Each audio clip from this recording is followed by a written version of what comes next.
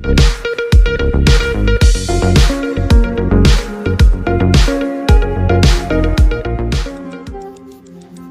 News 7, स्पष्ट, निपक्ष व निर्भीड.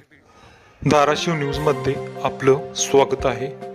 धाराशिव बसस्थानकात चिखल, घाणीचा विळखा, NCMC कार्ड केंद्रही बंद असल्याचं दिसून येत आहे व प्रवाशांचा भयानक असा संताप पाहायला भेटत आहे.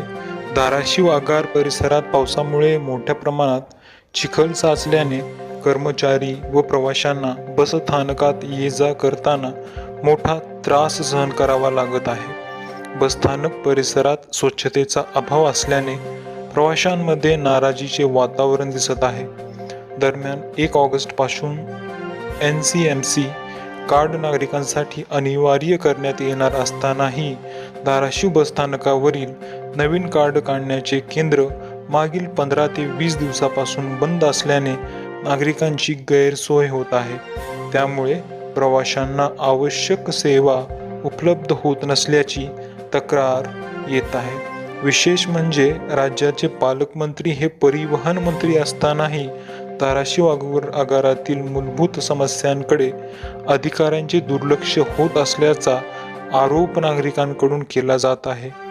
बसस्थानकातील घाण व अस्वच्छतेमुळे यापूर्वी सोलापूर आगार प्रमुखांवर निलंबनाची कारवाई झाली होती.